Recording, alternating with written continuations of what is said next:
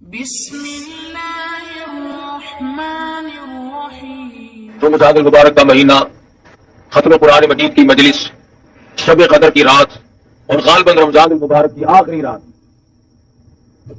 جس قدر قدردانی کی جا سکے وہ کر لیں۔ نہ معلوم اس مہینے کی یہ راتیں، یہ ساعتیں، یہ گھڑیاں پھر ہم میں سے کس کو نصیب ہوں گی اور کس کو نہیں۔ ہزاروں لاکھوں لوگ گزشتہ رمضان المبارک میں زندہ تھے، کاروبار کر رہے تھے، کھانا پینا کر رہے تھے، اتنے غافل تھے کہ ان کے دل میں اس بات کا گمان تک بھی نہیں تھا کہ ہم دنیا سے جائیں گے۔ موت پہ صحیح معنوں میں یقین تک نہ تھا، لیکن خدا کا فیصلہ عدل ہوتا ہے۔ سال بھر کے اندر اندر مختلف بہانوں سے موت واقع ہوئی، آج قبروں میں ہے، اور نہ معلوم آئندہ رمضان کے آنے سے پہلے پہلے ہم میں سے کتنے لوگ قبروں میں جا چکے ہو، نہ معلوم ہم میں سے کس کس کی باری اسی سال میں ہے۔ یہ ساری چیزیں اگر ہم تصور کر کے، دھیان کر کے اللہ تبارک و تعالیٰ کی حضور میں گریہ ساری کریں، عاجزی اور انکساری کریں، تو اس حدیث کے موجب بن سکتے ہیں۔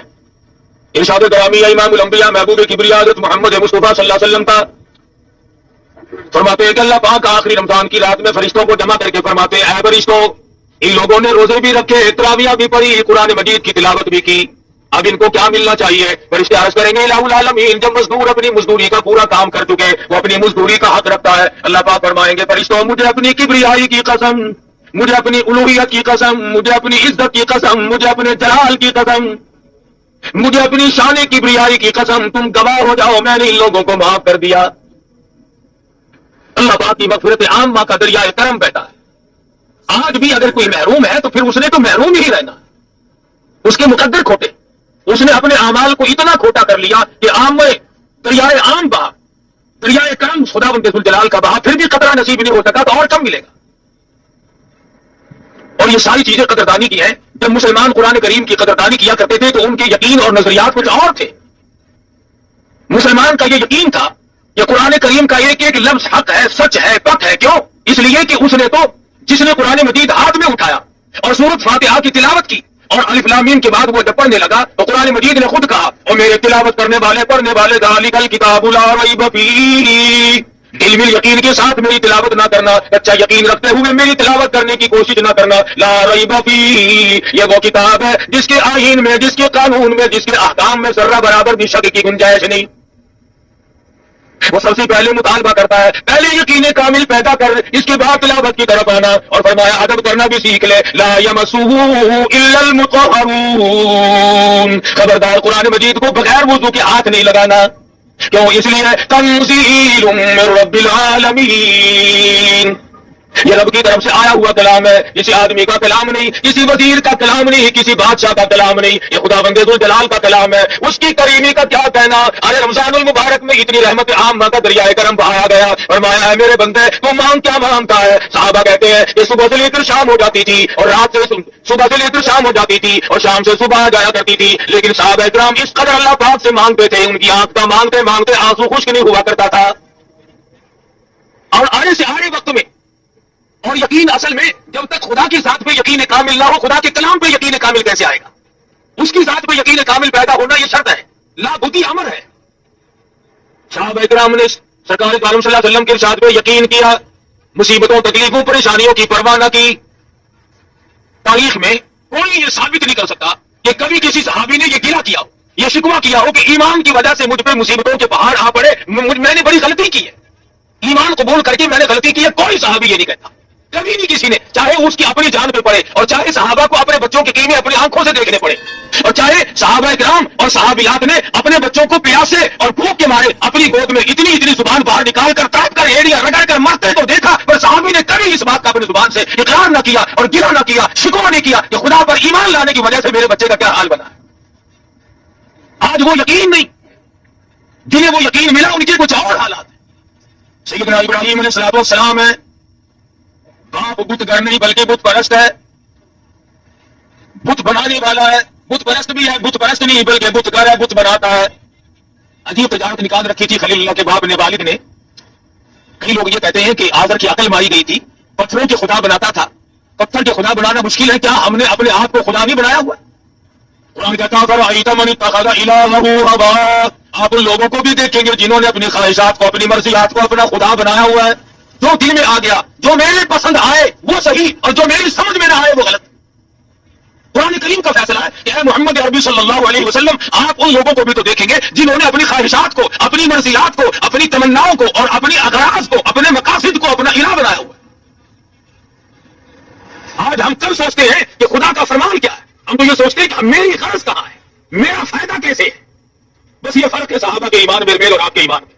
صحابہ یہ کہتے تھے میری جان بچے یا نہ بچے، ایمان بچے۔ ہم کہتے ہیں کارخانہ لگے، بنگلہ بنے، کوٹھی تیار ہو، ایمان کا بیڑا غرق ہوتا ہے تو ہو جائے۔ یہ فرق ہے ہم میں اور صحابہ کرام میں۔ ابراہیم علیہ السلام کا والد بت بناتا ہے پتھر کے، اور ہم نے اپنے آپ کو بت بنایا ہوا ہے۔ جب اللہ تبارک و تعالیٰ کی سات و سبات میں کوئی شرک کرتا ہے اس کی عقل کا دیوالیہ نکل جاتا ہے، دیوالیہ نکل جاتا ہے۔ ابراہیم علیہ السلام کے سر پہ ٹوکرے میں پتھروں کی بت بنا کر کے رکھ دیتا، جا میرے بیٹے خداؤں کو بیچ گیا، معبودوں کو بیچ گیا۔ ابراہیم علیہ السلام بازار میں گلی میں نکلتے ہیں، آواز لگاتے ہیں لوگوں لے لو خدا پر ہیں جھوٹے، خدا خریدنے والوں آؤ، جس نے خدا خریدنے ہو وہ آ جائے۔ اور کبھی کبھی ایسا ہوتا کہ جو کل دے کر آئے تھے بچے اور بھی آئے، انہوں نے کہا کل جو تو خدا دے گیا تھا اس کا تو کان نہیں ہے، ہمیں تبدیل کر دے۔ کل جو تجھ سے ہم نے خدا مول لیا تھا اس کی تو ٹانگ نہیں ہے، لنگڑا خدا ہمیں نہیں چاہیے۔ تو ابراہیم علیہ السلام ایسے خداؤں کی جو پتھروں کے بنائے ہوئے تھے ان کے ناک میں رسی ڈال کر نیچے گھسیٹ کر لاتے۔ باپ کہتا ہے یہ کیا؟ انہوں نے کہا یہ لینے والوں نے واپس کر دیا، مجھے ٹوکرے میں رکھتے ہوئے بھی شرم آئی۔ آئے ابراہیم تم کتنے خدا کو مانے ہوئے ہو، تم ہر رنگ میں یہ سمجھانے کی کوشش کر رہے ہو کہ خدا کے سوا حاجت روا کوئی نہیں، مشکل کشا کوئی نہیں، بگڑی بنانے والا کوئی نہیں، ارے کسی کو بسا کر اجاڑنے والا کوئی نہیں، آباد کو برباد کرنے والا کوئی نہیں، اور برباد کو آباد کرنے والا اس کی ذات کے سوا کوئی ہے ہی نہیں۔ سیدنا ابراہیم علیہ السلام کی یہ حرکتیں دیکھتا رہا آدر کہنے لگا مجھے پتا چل گیا تو میری بات کے خلاف ہے، میں بت بناتا ہوں، خدا بناتا ہوں، تو ان کے خلاف معلوم ہوتا ہے۔ وہ تھوڑا سا موقع مل گیا خلیل اللہ کو، فرمانے لگے اے میرے محبوب صلی اللہ علیہ وسلم وَاذْكُرْ فِي الْكِتَابِ إِبْرَاهِيمَ إِنَّهُ كَانَ صِدِّيقًا نَبِيًّا۔ اے میرے نبی صلی اللہ علیہ وسلم اپنی کتاب مقدس میں ذرا ذکر تو کرو ابراہیم علیہ السلام کا، کتنے سچے پیغمبر تھے۔ انہوں نے اپنے باپ سے کہا اذ قال لأبيه يا أبت لم تعبد ما لا يسمع ولا يبصر ولا يغني عنك شيئا۔ اے میرے ابا جان ان خداؤں کی، ان بتوں کی پوجا کرنے سے کیا فائدہ جو نہ نفع پہنچا سکے، نہ نقصان پہنچا سکے، نہ دیکھ سکے، نہ سن سکے۔ آج سارا جہان کہتا ہے ابراہیم علیہ السلام کا والد پاگل تھا، وہ لوگ بڑے بے وقوف اور احمق تھے جو پتھروں کو خدا مانتے تھے، جو نہ سنے نہ دیکھے نہ نفع نقصان کے مالک بن سکے۔ ارے تم کون سے عقل مند ہو، آج تم نے خدا کو چھوڑ کر خدا کے بندوں کو مشکل کشا سمجھا ہوا ہے۔ کیا آج لوگ نہیں کہتے فلاں یوں کر دے گا، فلانا ملک کو آسمان میں لے جائے گا، فلانا ملک کو چاند پہ پہنچا دے گا، فلانا ملک کو یوں کر دے گا۔ اللہ پاک فرماتے ہیں او ظالمو تم اپنی زبانوں سے کیا بک رہے ہو، الیس اللہ بأحکم الحاکمین۔ کون ہے مجھ سے بڑا بادشاہ، کون ہے زمینوں کا مالک، کون ہے آسمانوں کا مالک؟ تبارک الذی بیدہ الملک وہو علی کل شیء قدیر۔ برکتیں میرے ہاتھ میں ہے، راج سارے جہان میں میرا۔ خامخواہ لوگ اپنے آپ کو خدا بنائے بیٹھے۔ فرمایا جو میں نے قرآن بھیجا ہے، جو تمہارے لیے ضابطہ بنا کر کے بھیجا ہے، جو دستور بنا کر کے بھیجا ہے، تمہیں اس کی پیروی کرنی پڑے گی۔ اگر تم اس کے علاوہ اور نظریات لے کر آؤ گے اور دستوری زندگی بناؤ گے اور اپنے طرح طرح کے آئین بنا کر کے بیٹھو گے، اللہ پاک فرماتے ہیں میرے آئین میں تم شرک کرو گے، پھر میرے یہاں تمہارے لیے کوئی ٹھکانہ نہیں۔ خدا کا بھیجا ہوا دستور، خدا کا بھیجا ہوا آئین اور امام الانبیاء محبوب کبریا حضرت محمد مصطفیٰ صلی اللہ علیہ وسلم کا لایا ہوا دستور، اس کی خلاف ورزی دیکھنا آنکھوں سے کتنی غلطی ہے۔ آج ہم کیا کر سکتے ہیں؟ سید عطا اللہ شاہ صاحب بخاری صاحب رحمۃ اللہ علیہ، اللہ پاک کی کروڑ اور رحمت نازل ہو اس مرد قلندر کی قبر مبارک پہ آمین۔ لاہور میں تقریر فرمائی اور موقع تھا، راجپال نے رنگیلے رسول کے نام سے ایک رسالہ کتابچہ لکھ مارا، اس میں سرکار دو عالم صلی اللہ علیہ وسلم کی شان میں گستاخی کی۔ یہ بھی وہی وقت تھا، شاہ جی نے تقریر فرمائی، دائیں طرف علماء بیٹھے تھے، سامنے مجمع بیٹھا تھا، بائیں طرف کچھ اباش قسم کے لوگ بیٹھے تھے نوجوان۔ شاہ جی نے پہلے دائیں طرف منہ کر کے خطاب کرتے ہوئے فرمایا کہ علماء کی جماعت وہ سامنے دیکھو، ایسا صدیقہ دوپٹہ لہرا رہی ہے اور تم سے سوال کرتی ہے کہ تمہارے ابا کے آبرو پہ کافر نے ہاتھ ڈالا ہے۔ اور پھر بائیں طرف خطاب کرتے ہوئے فرمایا نوجوانوں وہ دیکھو اپنی قبر سے فاطمہ الزہرا نکل آئی ہے اور دوپٹہ اتار کر کہہ رہی ہے کہ نوجوانوں تم کہاں سو گئے، کالی کملی والے کی عزت پہ ہاتھ مارا ہے، میرے ابا کی آبرو پہ لوگوں نے ہاتھ مارنے شروع کر دیے، تم کس کا کلمہ پڑھو گے؟ نمازی بھی بیٹھے تھے، حاجی بھی تھے، غازی بھی تھے، نیک پرہیزگار سخی بھی تھے، خیرات کرنے والے بھی تھے، مگر ان نوجوانوں میں ایک نوجوان ہے، عالم نہیں، حافظ نہیں، قاری نہیں، حاجی نہیں، بلکہ پختہ لمبا چوڑا نمازی بھی نہیں، بس وہی صدی میں سوچ بیٹھا میری زندگی کائے کی لعنت ہے زندگی پہ، میں دنیا میں زندگی گزار رہا ہوں کالی کملی والے کی ذات پہ حرف آئے، میری زندگی کس کام کی؟ ڈر گیا اور جا کے خاموش لیٹ گیا۔ اما نے پوچھا کیا بات ہے، کسی سے لڑ جھگڑ کر کے تو نہیں آیا، اداس سا کیوں ہے؟ کہنے لگا نہیں لڑائی میں نے کس سے کرنی ہے۔ امی جان کہنے لگی پریشانی کی کیا بات ہے، چند دن تیری شادی کے باقی، اب تو خوشی خوشی رہا کر۔ آنکھوں میں آنسو لے آیا اور کہنے لگا امی جان شادی ملتوی کر دے، میری شادی کو ملتوی کر دے۔ اس نے کہا کیوں؟ کہنے لگا اب تو شادی کہیں اور ہی جا کے کرنی ہے، اب یہاں شادی نہیں کرنی۔ چھپے چھپے چورا بنا رہا ہے، تیاری کر رہا ہے، میں اس کو زندہ نہیں چھوڑوں گا جس نے کالی کملی والے کے دامن پہ ہاتھ مارا ہے، جس نے سرکار مدینہ کی آبرو پہ ہاتھ ڈالنے کی کوشش کی، جس نے شہنشاہ کائنات کی عزت پہ ہاتھ صاف کرنے کی کوشش کی۔ اب دونوں دنیا میں نہیں رہیں گے، یا راجپال رہے گا یا علم الدین رہے گا، دونوں نہیں رہیں گے۔ تیاری کر رہا ہے۔ امی کہتی ہے اس طریقے سے پریشان نہ ہو، میں نے تو تیری شادی کی تیاری کی ہوئی ہے، بڑی خوشی کا وقت ہے، ان قریب تیری دلہن کو لے آؤں گی، گھر میں باغ و بہار ہوگی۔ علم الدین کہنے لگا بس امی جان شادی ہو چکی، باغ و بہار اب کسی اور ہی جگہ آئے تو آئے۔ آخرکار ماں بیٹوں میں گفتگو جاری رہی، سوچا کہ میری ماں کہیں رو رو کر نہ مر جائے، بالآخر اصرار کے بعد بتا دیا کہ امی جان شادی کا پروگرام بالکل ملتوی کرتا ہوں، اور ہم سرکار مدینہ کے رسول اللہ کے دشمن کو جب تک ختم نہ کر دوں اس وقت تک مجھے چین نہیں آئے۔ ماں بھی ماں تھی، دامن پھیلا دیا، ڈولی پھیلا کر کہنے لگی میرے بچے اور نوجوان اگر تیرے ایسے عزائم ارادے ہیں، میں غریب، میں ان پڑھ عورت اللہ پاک کی حضور میں دعا مانگتی ہوں مولا میرے بچے کو قبول فرما۔ دعا مانگ رہی ہے، مشورے نہیں کرتا، تدبیریں نہیں بناتا، تجویزیں نہیں کرتا، یار دوستوں سے پوچھتا نہیں پھرتا، جس نے کچھ کرنا ہو وہ نہیں پوچھا کرتا۔ میں چھرا لیا اور انارکلی کے بازار میں پہنچا اور وہاں جا کر کے راجپال کو چھرا مارا اور اسے ختم کرنے کے بعد خود تھانے میں پیش ہو گیا۔ انگریز کا زمانہ تھا، آخر گرفتار تو ہونا ہی تھا، میاں والی جیل میں ڈال دیا گیا۔ بمبئی سے بڑے بڑے وکیلوں کو بلایا، پاکستان کے بانی محمد علی جناح جو اس وقت وکالت کیا کرتے تھے ان کو بلایا گیا، تو جب ملاقات کی جیل میں تو یوں کہا کہ علم الدین انکار تو کر دے، چھڑا میں لوں گا۔ اس نے کہا کیسے؟ کہ اس سے انکار کر دے کہ راجپال کو میں نے نہیں مارا۔ کہنے لگا نمازی میں نہیں، حاجی میں نہیں، لمبے چوڑے پرہیزگار متقی میں نہیں، تسبیح میں نے نہیں پھیری، تلاوتیں میں نے نہیں کی، ارے ساری عمر گناہوں میں گزاری، ایک ہی تو نیکی کی ہے اسی سے انکار کر دو۔ تمہیں کس نے کہا کہ میرا پروگرام بچنے کا ہے؟ میں بچنے کا ارادہ ہی نہیں رکھتا۔ چنانچہ ساتھ کہہ دیا وکیل صاحب نے کہ بچنا محال ہے، بس قصہ ختم ہے، یہ انکار نہیں کرے گا، بچے گا نہیں۔ چنانچہ سزائے موت آخر ہوئی۔ مولانا قاضی صاحب منشور آبادی صاحب رحمۃ اللہ علیہ فرماتے تھے کہ جس وقت جیل میں ملاقات کرنے گئے تو جیل کے سپرنٹینڈنٹ نے بتلایا کہ رات کو علم الدین کی کوٹڑی سے ایسے نور کی روشنی نکلتی ہے آسمان تک بلند ہو جاتی ہے۔ تمام لوگوں نے دیکھا، سب لوگ دیکھتے تھے۔ بالآخر وہ گڑیا پہنچی، سزائے موت ہو گئی، پھانسی کا وقت قریب آ گیا، اندھے کے قریب پہنچا، عزیز رشتے دار آئے، ملنے جلنے والے لوگ، مسلمان ہمدرد آدمی کہنے لگے علم الدین کوئی تمنا ہو تو بتاؤ، کوئی آرزو ہو تو کہہ لو، کسی قسم کی حسرت ہو تو بیان کرو۔ بندہ پکڑ کر کہنے لگا بس اب ایک ہی تمنا ہے، ایک ہی آرزو ہے، ایک ہی حسرت ہے، اور وہ یہ ہے کہ جو تجلی، جو نور، جس چیز کا دیدار جیل کی کوٹڑی میں بار بار ہوا، علم الدین کی تمنا بس اب ہر وقت وہی دیدار کرتا رہوں۔ علم الدین تو دنیا میں اب نہیں رہے گا، تیرا آخری وقت آ پہنچا، بندہ تیرے سامنے پھانسی کا موجود ہے، تم کی کہنے لگا لوگوں تمہاری نظروں میں یہ موت کا بندہ ہے، میری نظروں میں محبوب کو ملنے کا دروازہ ہے۔ تم اس کو موت کا پھندا کہتے ہو، میں اسے آقا سے ملنے کا ایک دروازہ کہتا ہوں، ادھر موت آئے گی ادھر میں اپنے آقا سے ملوں گا۔ مجھے بڑی خوشی ہے، میں غم میں جان قدم نہیں دے رہا، بس یقین بیٹھ جو گیا۔ دیکھا دنیا نے کہ دنیا کے سامنے کیا ہوا، اور صحابہ کرام کا تو کیا کہنا کہ انہوں نے اپنے اپنے وقت میں اور اپنے اپنے انداز میں اللہ تبارک و تعالیٰ کے ایک حکم پہ جان کی بازی لگائی۔ توحید باری تعالیٰ صحابہ کرام جب بیان کرتے تھے، اپنے ایمان کا اعلان کرتے تھے تو سارے کافر دشمن ہو جاتے تھے، اپنے بھی پڑھائے، یاریاں ٹوٹتی تھی، رشتے داریاں ٹوٹتی تھی، عزیز و اقارب الگ ہوتے تھے، مقام جاتا تھا، حتیٰ کہ وطن کو بھی خیر بات کہنا پڑا صحابہ کرام، اور دوسری طرف ان کو تمام چیزیں یوں میسر تھی۔ حضرت زید بن حارثہ رضی اللہ تعالیٰ غلام ہے، بکتے بکتے حضور صلی اللہ علیہ وسلم کے پاس پہنچے، حضور نے خرید لیا۔ والد کو پتا چلا کہ میرا بیٹا مکے میں ہے، تلاش کرتے کرتے حضور کے پاس آ پہنچا۔ حضور نے فرمایا میں نے تجھے آزاد کر دیا، تو اپنے باپ کے ساتھ جا سکتا ہے۔ زید بن حارث کھڑے ہو کر کے کہنے لگے میں اپنے باپ کے ساتھ تو تب جاؤں جب مجھے سرکار مدینہ جیسا شفیق باپ کہیں اور ملتا۔ اس قدر سرکار عالم صلی اللہ علیہ وسلم کی رحیمانہ اور کریمانہ زندگی ہے کہ صحابہ کرام کو یوں گرویدہ کر دیا۔ لیکن ظالموں نے دشمنان دین نے سرکار دو عالم صلی اللہ علیہ وسلم کو بھی نہیں بخشا. رات دن پروگرام بناتے تھے, ہر وقت تجویزیں لگاتے تھے کون سی صورت ہے ان کو ختم کرنے کی, کیا طریقہ کار ہو سکتا ہے. چنانچہ ایک روز پروگرام بنایا کہ بھی سارے اکٹھے ہو کر ابو طالب کے پاس چلو, پھر کوئی بات بنے گی. غلط کار لوگ رات دن تجویزیں ہی بنایا کرتے ہیں.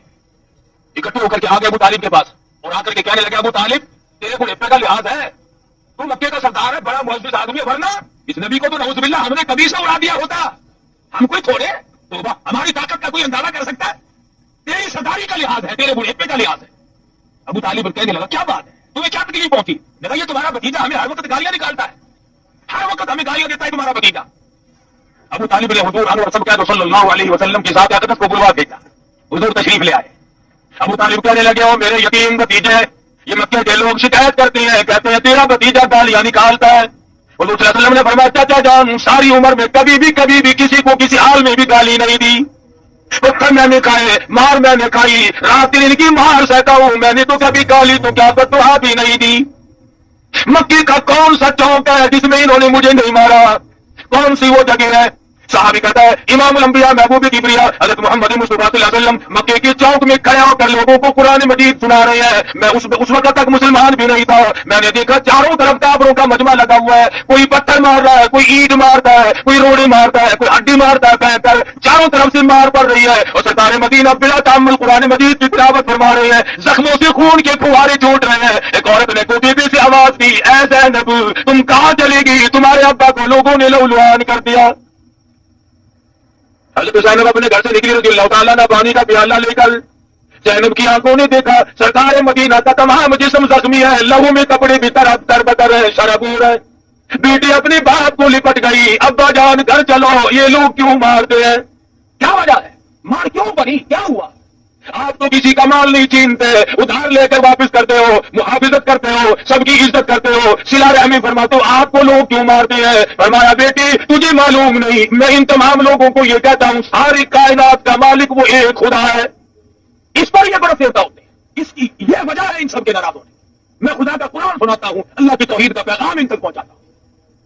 مورخین نے لکھا ہے, حضرت زینب نے پانی کا پیالہ پیش کر دیا. سرکار مدینہ صلی اللہ علیہ وسلم نے منہ مبارک میں لے کر کلی جو کی تو منہ سے لہو آیا.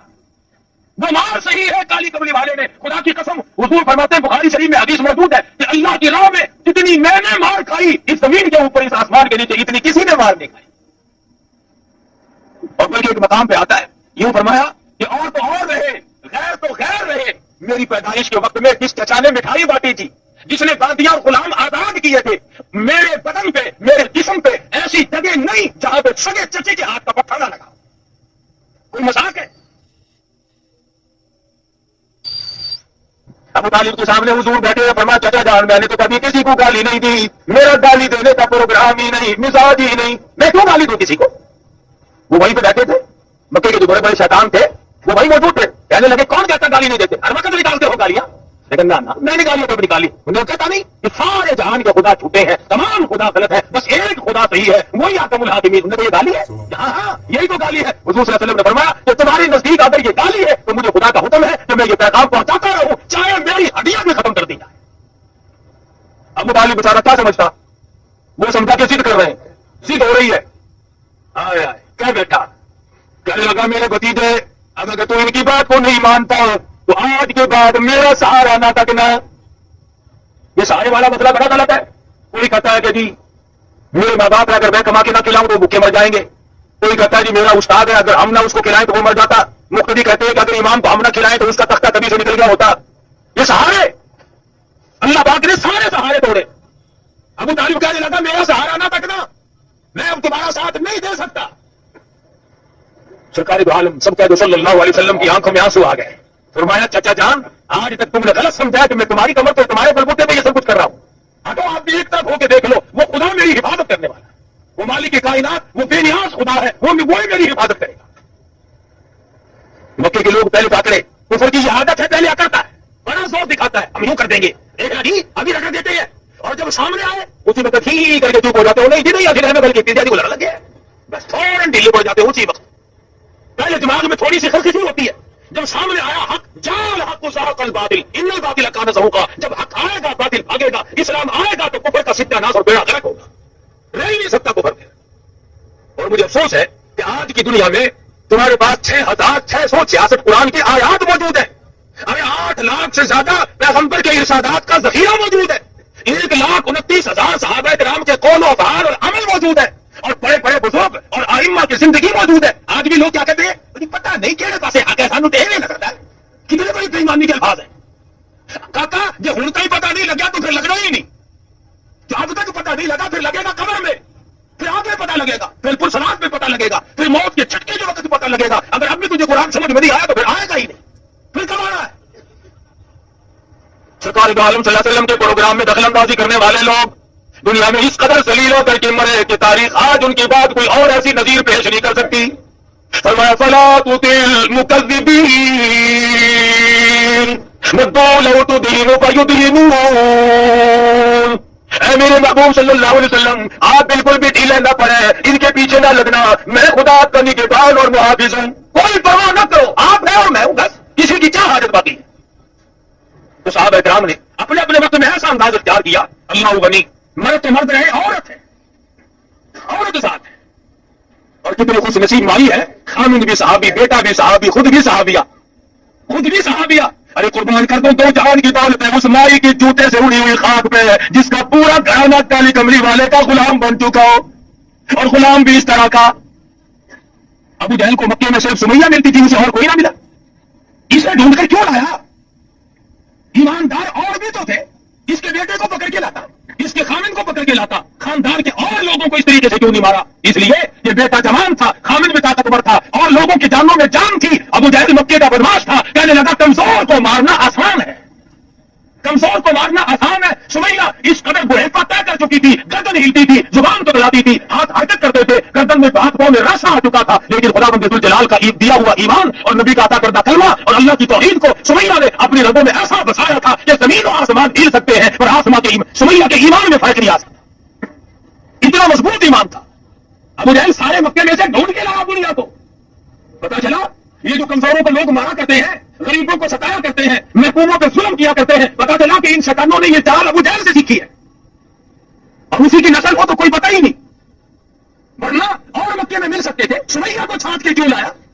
اس لیے کہ یہ بوڑھی ہے, کمزور ہے, ڈر جائے گی, عمر رسیدہ عورت ہے, گھبرا جائے گی, بڑھیپے میں ویسے بھی دل کمزور ہو جاتا ہے. لا کر میدان میں کھڑی کر دی, پیروں میں رسی باندھ دی, ہاتھوں میں رسی باندھ دی, اور برچہ لے کر کہنے لگا سمیہ اب دو راستے ہیں, یا جان بچا یا ایمان بچا, تیسرا راستہ نہیں ہے. سمیہ فرمانے لگی اور ظالم تو کیا سمجھتا ہے, جو برچہ تو مجھے مارنے کے لیے دکھاتا ہے, میں تو محبوب کا دروازہ کھولنے کے لیے اس کو چابی سمجھتی ہوں. تو مجھے برچہ دکھا رہا ہے مارنے کے لیے, اور مرنے میں میرے دیر کیا ہے؟ بہتر ہوگا کہ برچہ تیرا ہو, سر میرا ہو, ڈر میرے آقا کا ہو, اور میں جا کر کہوں کہ میں حاضر ہو گئی ہوں. اس سے بڑی کیا سعادت ہو سکتی ہے؟ مجھے اور کیا چاہیے؟ اگر تو سمیہ کھڑی ہے, صحابہ کہتے ہیں کوئی گھبراہٹ نہیں, کسی طرح کی پریشانی تھی. حضرت عمار بن یاسر رضی اللہ تعالیٰ عنہ جوان بیٹا حضور کی خدمت میں پہنچا اور جا کے کہنے لگا یا رسول اللہ ذرا تشریف تو لاؤ, میری بوڑھی اماں کا حال تو دیکھو. حضور تشریف لائے. کتنے بے کس اور مجبور ہوں گے اس وقت میں مسلمان, جس سرکار دو عالم صلی اللہ علیہ وسلم نے جب دیکھا سمیہ کو بندھا ہوا تو آنکھ میں آنسو آ گئے, اور فرمایا عمار اس وقت دوڑ کے جاؤ, سمیہ کو جا کے بہشت کی بشارت سنا, اور جا کر کے میں نبی کا سلام پہنچا. کیا خوش نصیب مائی ہے, آخری وقت میں تجھے پیغمبر کا سلام آ رہا ہے, شہنشاہ کائنات کا تجھے سلام ملا. اس لیے نہیں کہ تو بنگلے سے نکل رہی ہے, اس لیے نہیں کہ تو کوٹھی سے نکل رہی ہے, اس لیے نہیں کہ تو وزیر اعظم کی بیوی ہے, اس لیے نہیں کہ تو گورنروں کے خاندان سے ہے, اس لیے نہیں کہ تو دنیا میں بہت زیادہ حسین و جمیل ہے, بلکہ اس لیے کہ آقا کی غلامی کا پندہ تم نے وہ مضبوط ڈالا ہے کہ تم اپنی جان کا قیمت بنوا سکتی ہو, پر ایمان کے میدان سے پیچھے ہٹنے کے لیے قطعاً تیار نہیں. سمیہ کے بیٹے نے آ کر کے سلام پہنچایا, نبی کا پیغام اور بشارت دی, تو مسکرا رہی ہے, کافی حیران کھڑے ہیں. ہم تو کہتے تھے بڑھیا گھبرائے گی, یہ تھر تھر کانپنے والی, یہ ضعیفہ, یہ کمزور, یہ ناتارا, ہم نے تو سوچا تھا یہ پھر جائے گی تو اور بھی پھریں گے, ارے بوڑھی کا یہ حال ہے تو جوان کیا کریں گے. حضرت سمیہ رضی اللہ تعالیٰ عنہ بالکل آرام سے کھڑی ہے, بار بار چاروں طرف سے کافر ڈراوا دے رہے ہیں, ابھی ابھی تیرے ٹکڑے کر دیے جائیں گے, ابھی ابھی تجھے چیر دیا جائے گا, ابھی ابھی تجھے تیرا قیمہ بنا دیا جائے گا, ابھی تجھے یوں مارا جائے گا. سمیہ کہنے لگی بات ہی کوئی نہیں, میرے یہاں مرنے جینے کا فرق ختم ہو گیا. کیوں؟ اس لیے الفت میں برابر ہے, وفا ہو یا کہ جفا ہو, ہر چیزوں میں لذت ہے گر دل میں مزہ ہو. تم مجھے مرنے سے ڈرا رہے ہو, ارے یہ جو وقت گزر رہا ہے مجھے یہ شاک معلوم ہوتا ہے, جلدی کرو مجھے میرے محبوب سے ملاؤ. یہ موت میرے لیے دروازہ بنے گا، میں اپنے پروردگار سے ملوں گی، میں اپنے کلمے کی شہادت دوں گی، میں اپنے مضبوط ایمان کا اظہار کروں گی، میرے یہاں گھبراہٹ کا نام و نشان نہیں اور مفت کا ڈراوا نہیں تھا۔ چنانچہ ابو جہل آگے بڑھا، ارے بڑھے پہ پیتا رس نہ کھایا، کمزور ہے، عورت ہے، مالی ہے، ضعیف ہے، پچھا مارا، ادھر ادھر اونٹ دوڑا کر سمیہ کے ٹکڑے کر دیے گئے۔ مجال ہے جو ایمان میں ذرہ برابر بھی تسلسل آیا ہو یا گھبراہٹ آیا ہو، ارے ایمان ہو تو ایسا ہو، خدا کے قرآن کی عظمت ہو تو ایسی۔ آج ہم اپنے آپ کو مسلمان بھی کہلاتے ہیں اور ذرہ برابر بھی تکلیف کا تحمل کرنے کے لیے ہم لوگ تیار نہیں۔ ہزارہ واقعات ہیں صحابہ کرام کے، ارے جنہوں نے اللہ کو اپنایا، مجدد البسانی کو بوال یار کے جیل کے قلعے کے اندر خدا کو پکارنا پڑا اور خدا بند عالم کے نام کی شرطیں لگائی۔ ابو حنیفہ کا جنازہ جیل سے نکلا، علامہ ابن تیمیہ مرحوم کا جنازہ دمشق کی جیل کے مینارے سے اعلان ہو کر کے باہر آتا ہے۔ کون ہے جس نے مصیبت نہ سہی؟ اور تمہارے قریب کی بات ہے، یہ ہندوستان کا بادشاہ ظفر انگریزوں نے قید کر لیا، قید کر کے رنگون لے گئے، ہاتھ پاؤں میں بیڑیاں پڑی ہوئی ہے۔ ایک انگریز افسر نے آ کر کے کہا کہ دوپہر کے وقت تمہاری دعوت ہے۔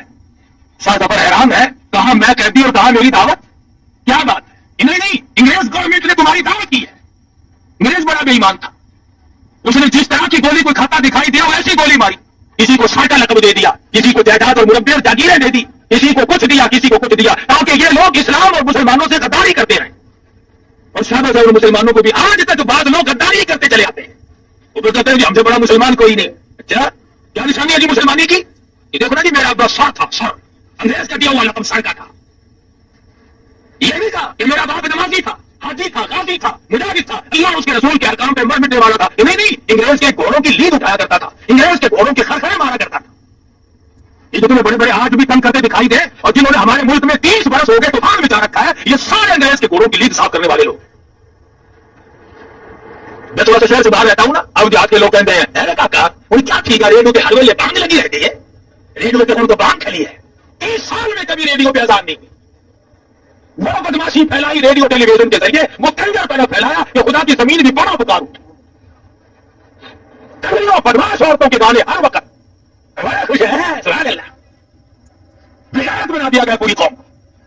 اب پکڑا خدا نے، اب خدا کو یاد کرتے یا اللہ تو ہی ہے، تو ہی مہربانی کرے گا۔ ہو تو میں یہ کہہ رہا ہوں کہ مسلمان اپنے انجام سے اس قدر بے خبر کیوں رہتا ہے؟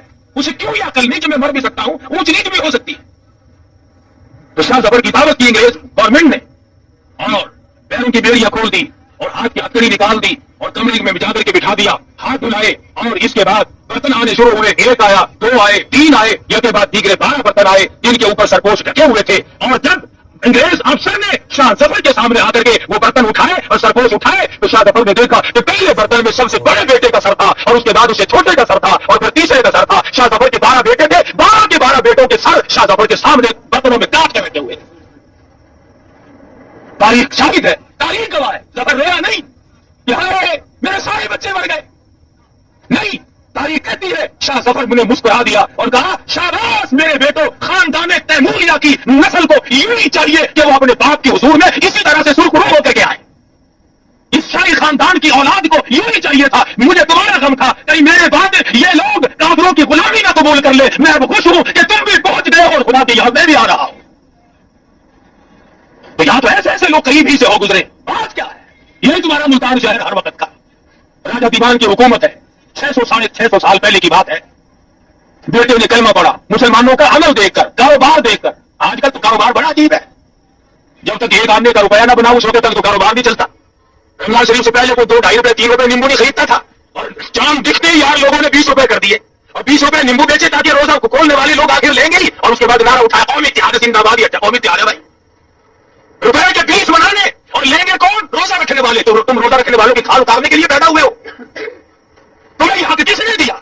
تمہیں یہ مسئلہ کس نے سمجھایا کہ جو اللہ اور اس کے رسول کے احکام کو پورا کرتے ہو اور پیاس کی وجہ سے اگر تم سے وہ سودا خریدنے آئے تو تم اس کی کھال اتار لو؟ بڑا خوش ہو ہے کہ ابھی تو کاروباری معاملہ ہے۔ اچھا کاروباری معاملے میں اگر کسی کی جیب کاٹ لیے تو کوئی حرج نہیں۔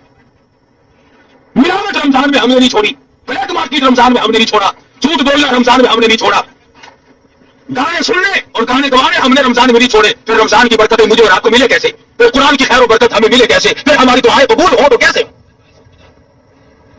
تو میں کر رہا تھا صحابی ابن حذافہ ہے سب قید رضی اللہ تعالیٰ، عیسائی بادشاہ کے یہاں گرفتار ہو گئے صحابہ کرام تو گھر بیٹھ کر کبھی سوئے ہی نہیں، کبھی پیر پھیلا کے بیچارے سوئے ہی نہیں، بس جہاد فی سبیل اللہ میں لگے رہتے تھے، ہر وقت اللہ اور اس کے رسول کے حکموں کو لوگوں تک پہنچانے کے لیے مرتے تھے ہر وقت اور مارتے تھے، پریشان ہوتے تھے، ساری زندگی صحابہ کرام کے جہاد میں گزر گئی۔ یوں ہی تو اللہ پاک کے نبی نے فرمایا کہ جہاد کی راہ میں جب آدمی نکلتا ہے اسلام کو چمکانے کے لیے، کفر کو مٹانے کے لیے، جو قدم اٹھتے ہیں اور قدم پر جو گرد غبار پڑتی ہے، تیرے نبی کا فرمان ہے کہ اس جگہ جہنم کی آگ حرام کر دی جاتی ہے۔